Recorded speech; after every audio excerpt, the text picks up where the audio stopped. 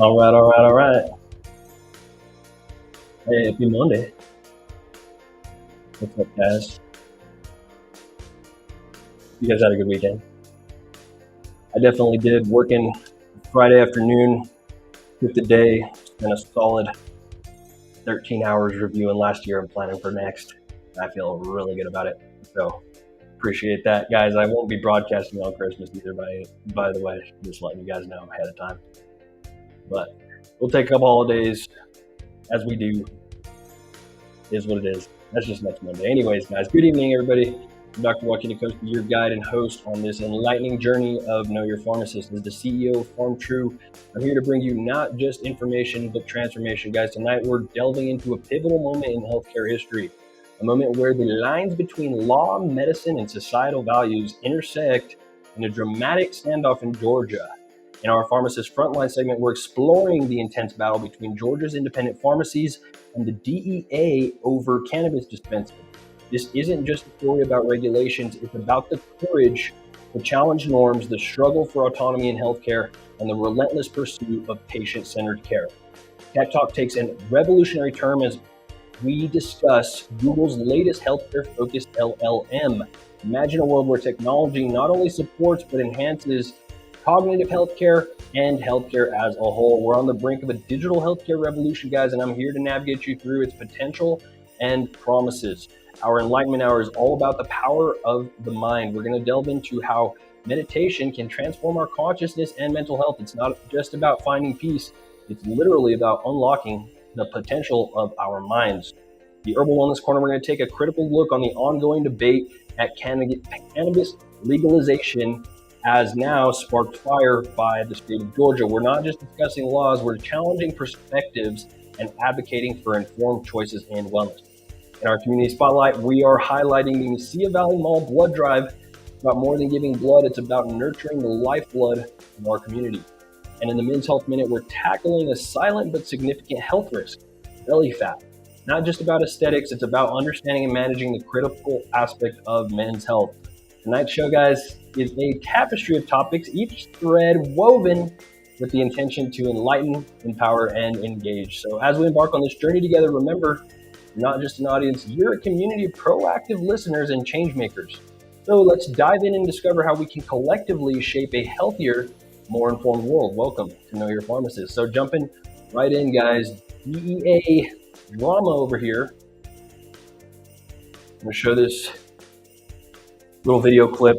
DEA warning Georgia to cancel plans to become the first state to allow pharmacies to sell medical cannabis. Again, as the guy who started America's first ever retail pharmacy to include a cannabis dispensary as two separate businesses, mind you, we were able to erect it and get it going. Again, my full vision, May 2024, all in one shop under one brand with one vision. So again, Pharmtrue's Pharmacy, May 24, downtown Las Cruces. You guys can bet an amicable split with Mesilla Valley Pharmacy sends them on their way. And Dr. Joaquin is absolutely excited to get this thing rolling, baby. So Georgia's cannabis dilemma, guys, a turning point in healthcare. Let's take a look at this.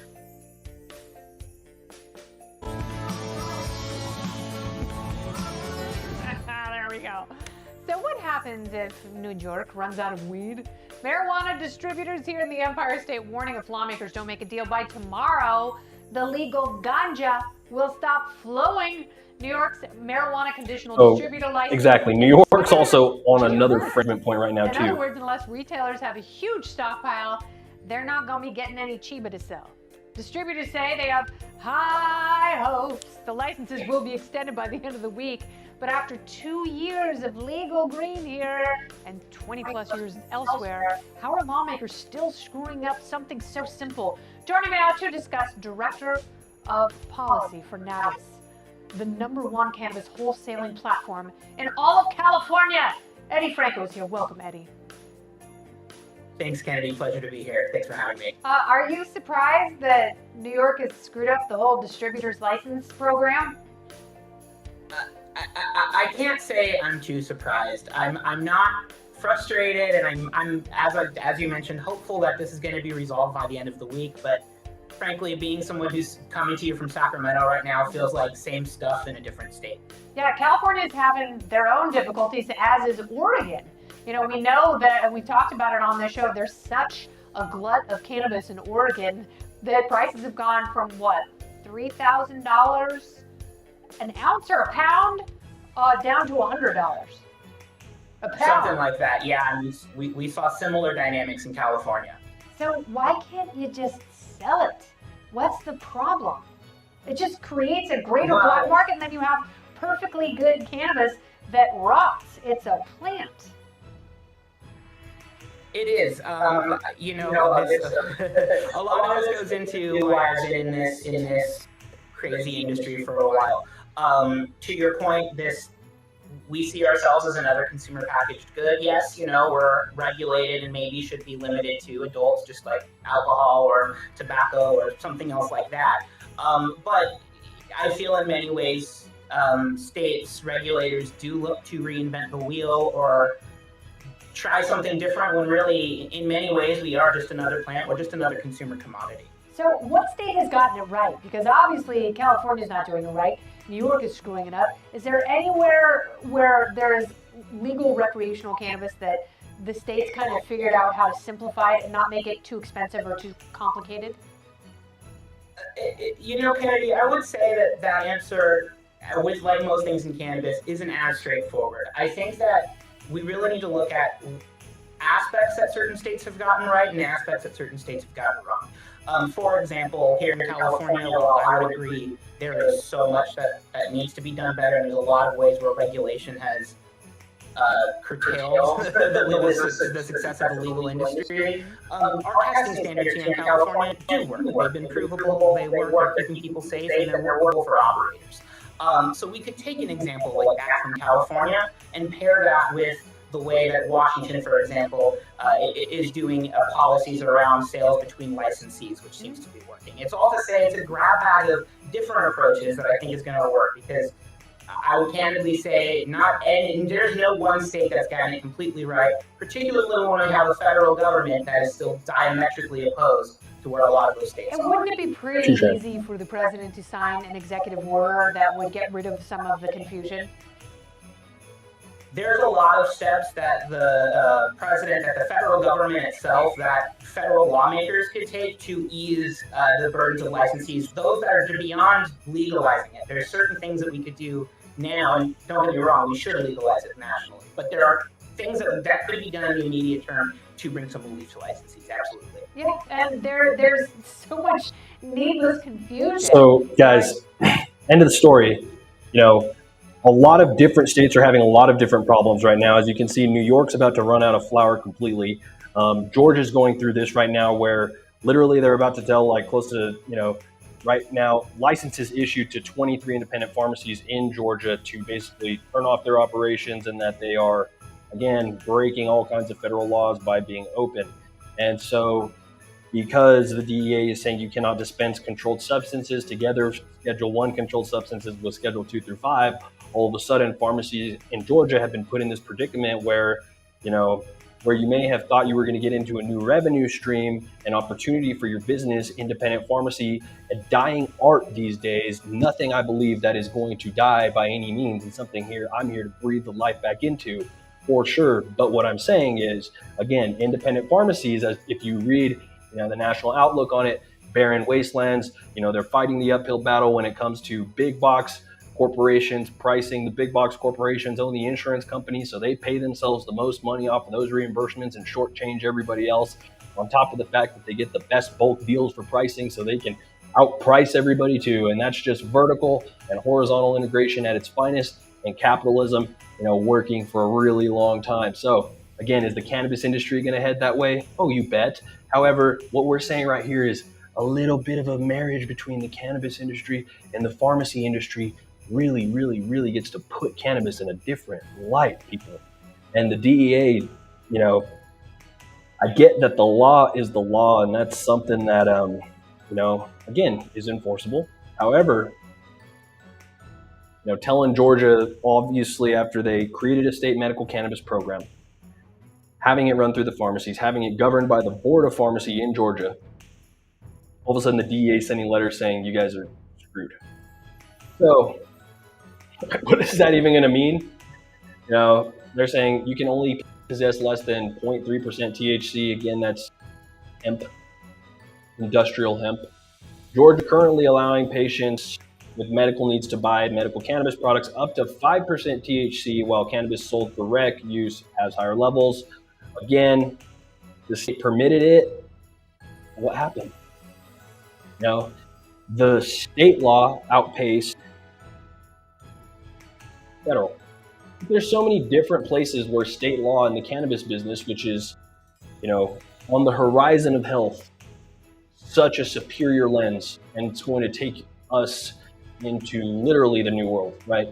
Imagine a world where chronic pain and mental health can be, proactively approached with something like cannabis, where you can really start teaching people non-pharmacological, getting off and substituting these medications that have plagued our country, guys.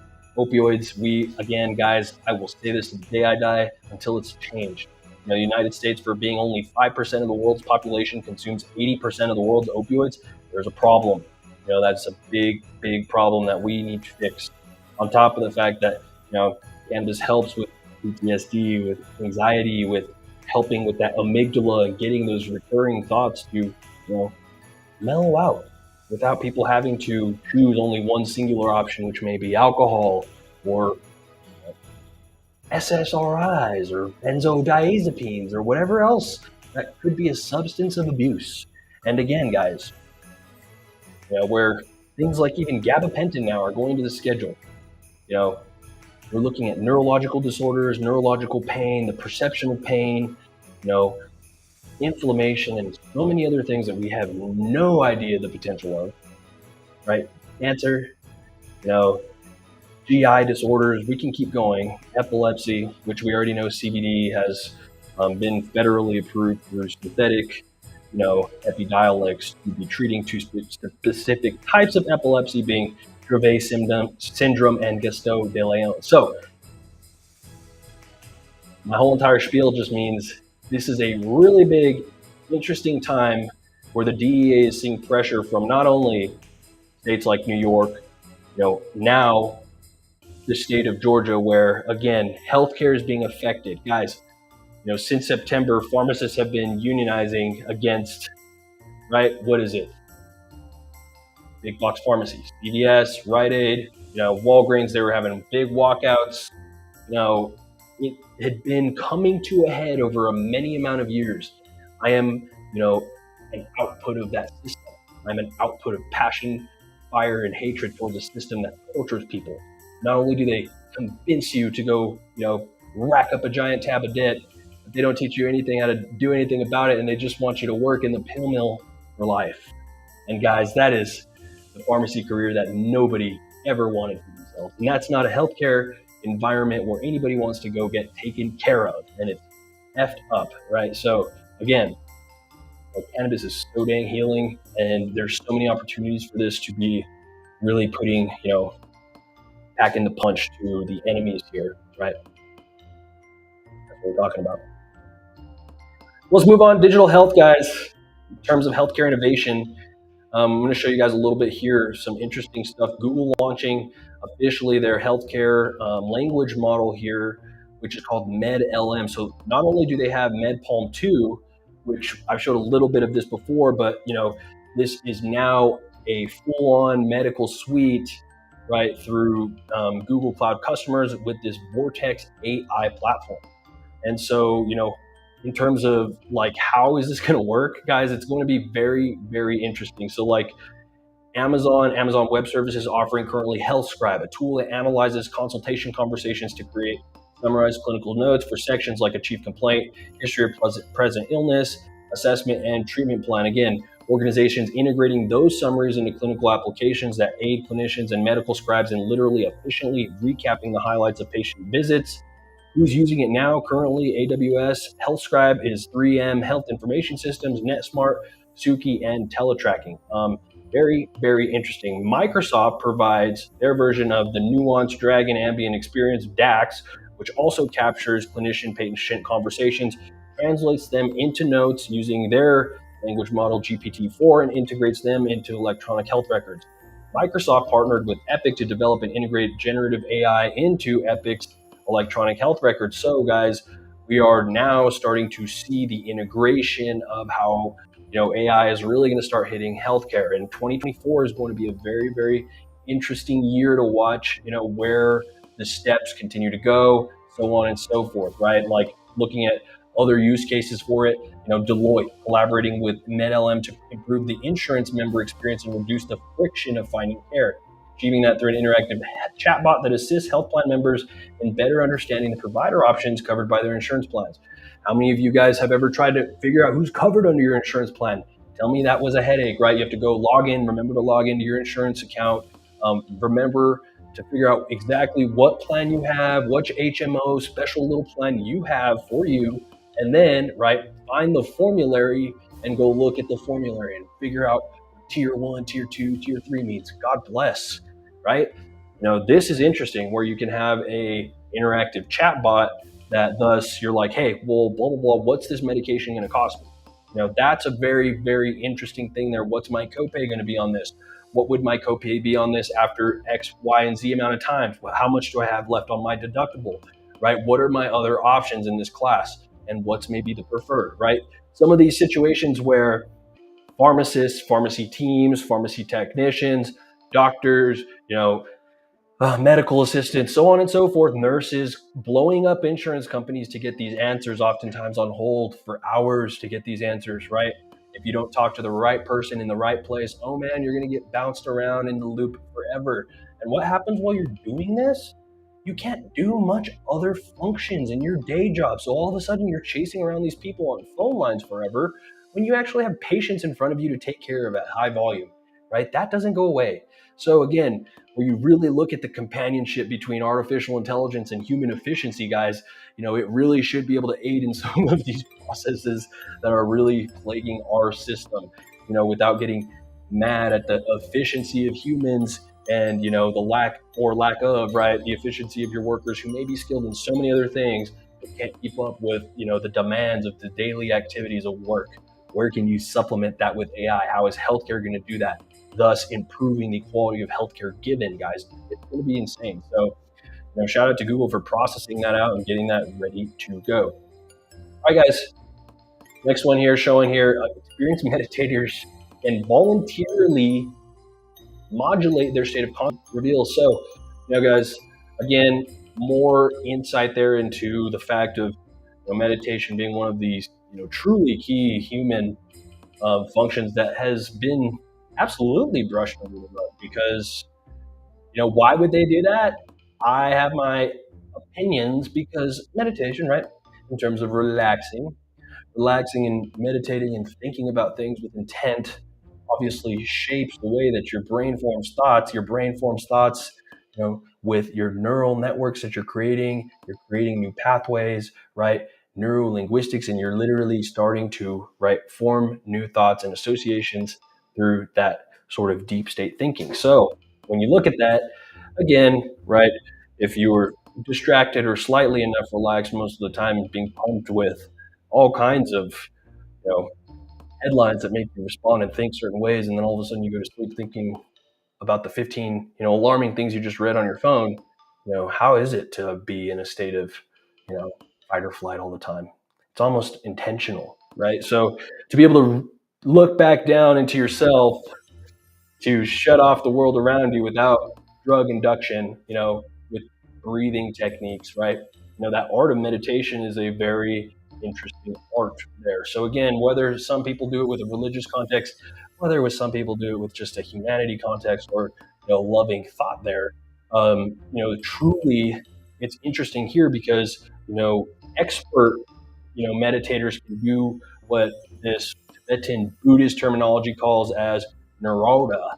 And it's basically meditators briefly, literally losing consciousness, but awakening and having significant changes in the way their mind works, including a sudden sense of profound mental and perceptual clarity. So, where some people can go into a hypnotic trance, right?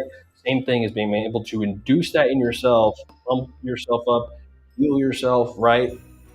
Reflect on the inner side of the neurophenomenological approach, right? First person descriptions of how you do that and, really experiencing it is from your experienced person is absolutely voluntary. This is not a trance of something that you put yourself in by paying a hypnotist. It's just interesting to think of getting your brain down to that brain frequency, turning itself off. When you look at it, though, you don't turn it off, right? You're literally sparking and creating new thoughts, turning off that consciousness, which separates yourself a little bit from your physical ego or metaphysical ego. And it's just a very, very interesting part of our physiology and our human experience that, again, often overlooked, often dismissed. But at the same time, I think if you guys look around and notice the resurgence of this kind of push, it's very interesting, right? Not only just from watching TV and you see this ad is to relax you. Skip this ad if you don't want to watch this ad, and they put on the ocean, right? They're trying something there. They're trying to get you in that relaxed state to keep watching. Technically, if you're relaxed and you watch, you're gonna want to watch more, right? So ideally, you want to watch positive things, aka this podcast, right? So, anyways, where you're talking about that again, intentional thoughts and learning how to meditate through breathing exercises, so on and so forth, takes you to a place that you may have never even thought of. So, telling you guys, instead of dropping some acid or taking DMT, why don't you just try breathing and focusing? And this isn't right here for giving you any strategies on that. This is just enlightening you during our enlightenment hour. That little bit of self-research there, something that intrigues you. It's something we'll continue to cover as well. But I think it's very important to think about what you feed your mind when you're in a relaxed state, especially. So let's move on, guys. Enlightenment hour. Excuse me, and talking about this segment here, we are moving on to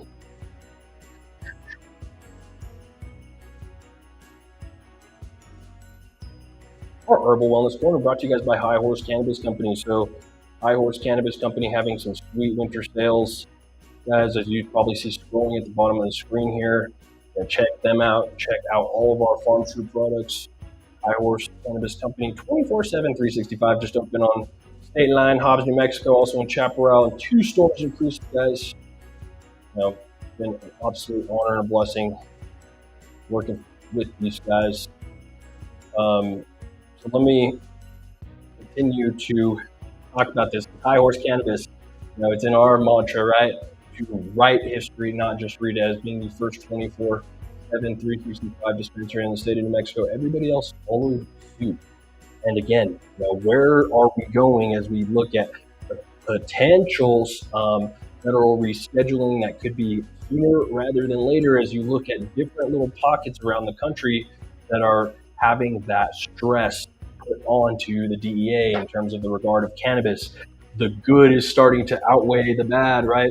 The good that I'm not even talking about is financial gain. The good I'm talking about is the healing of the world and, the curing of some of the plagues of our opioid epidemic, and the assistance of the therapeutic potential in cancer therapy, mental health, guys, neurological disorders, GI, chronic pain, sleep, so on and so forth. It's literally limitless. It's almost by design that it's been muted for 100 years. So again, this is the battle that may not be a battle for long. It may be a battle for longer. We'll find out. Right now, 29 former federal prosecutors, as of 3 days ago, urged Biden administration to leave marijuana in Schedule 1. So this is the clapback to everything that we were talking about in the first segment there, guys. So where you talk about the state of Georgia having all these issues, right?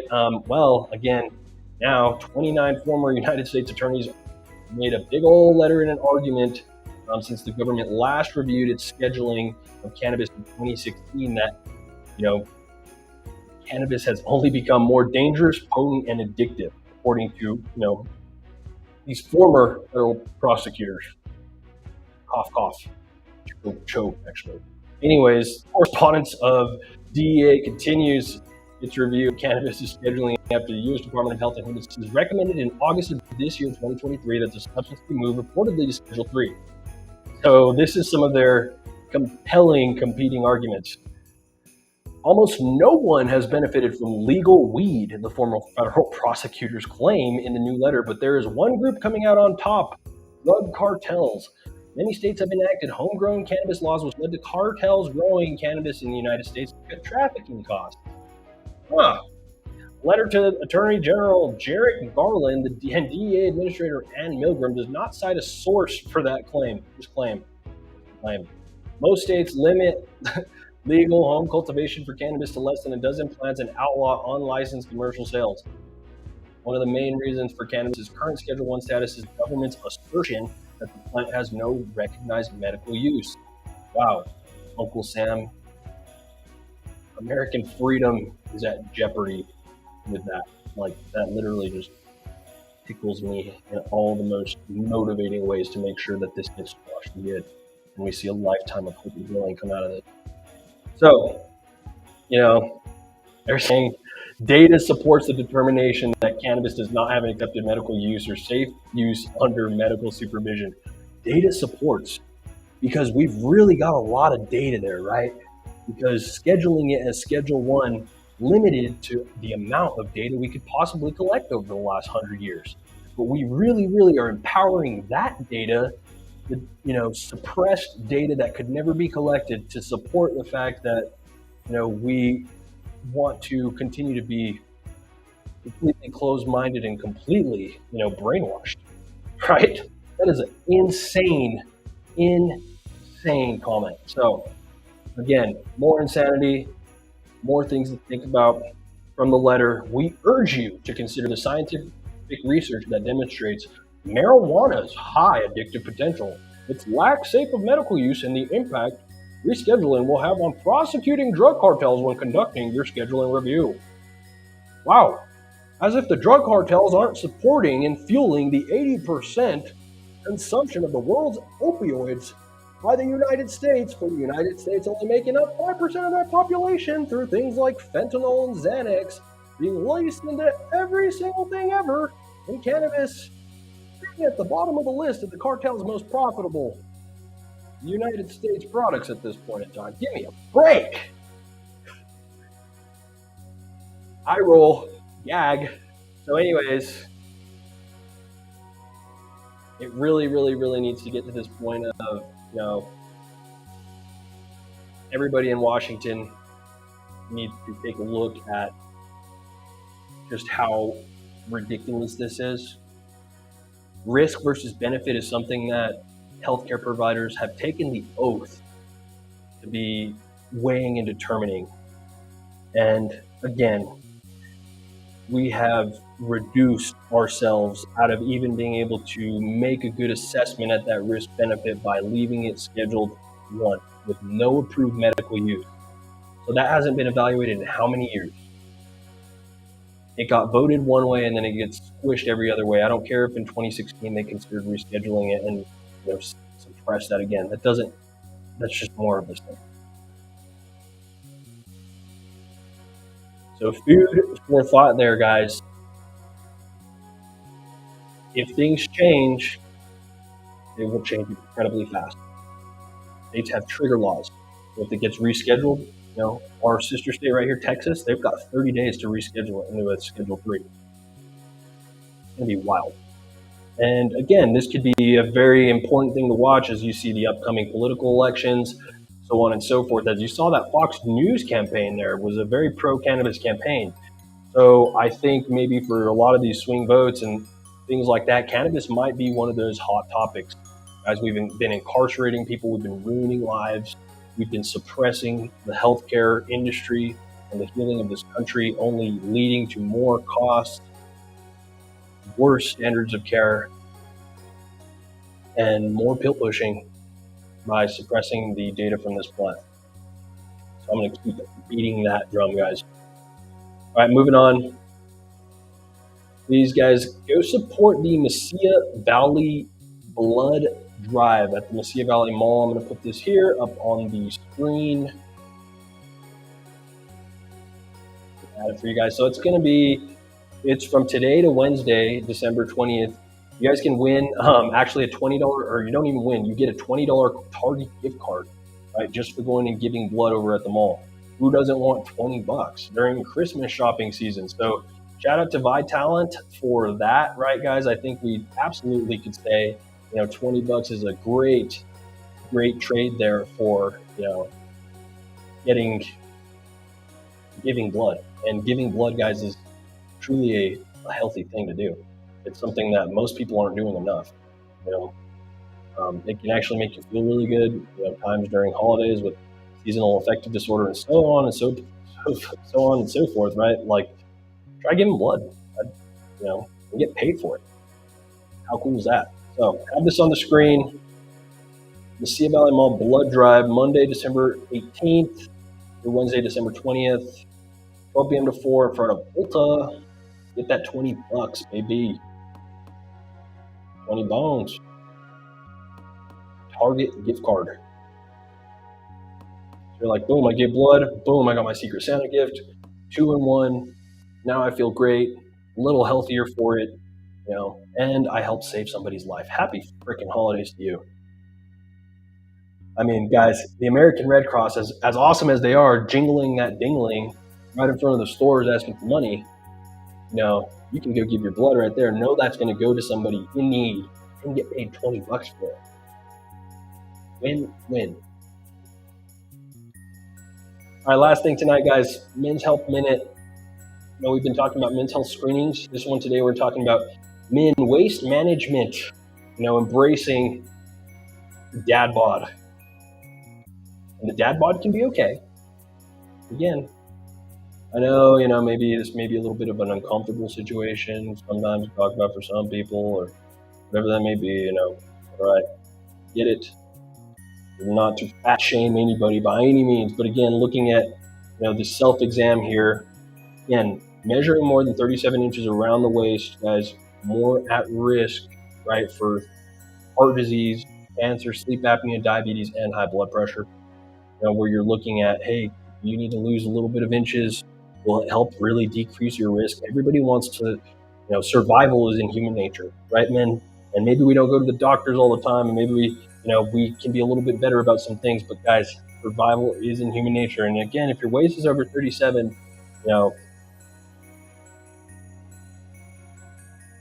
could cause problems. It could reduce, your overall lifespan. It could, add to your family's burden of having to take care of you, so on and so forth. And there could be many, many reasons to justify, keeping your waist size less than 37 inches. So in terms of how to measure, bringing the tape measure from around the back at the belly button level, right? So again, if you haven't measured, you check it out. Sometimes the scale can lie, right? Sometimes the scale doesn't account for, muscle mass and things like that. If you're, a little bit denser on that side, but maybe you're tighter around the waist. So again, it's a good way to measure it. They don't often do that kind of measurement at the doctor's office. They'll just take BMI, which can be a little bit misleading, to tell you the truth, especially with, a lot more active people with a little bit more muscle mass. That one for sure will absolutely say you're overweight, quote unquote, but again, you're way more in shape than, somebody who might just be at weight and doesn't work out. Again, different ways to look at that. I hope you guys found some value in today's podcast, and plan on checking in with you guys tomorrow afternoon. Happy December 18th, Monday, baby. We'll give some blood at $20. I'll see you guys there.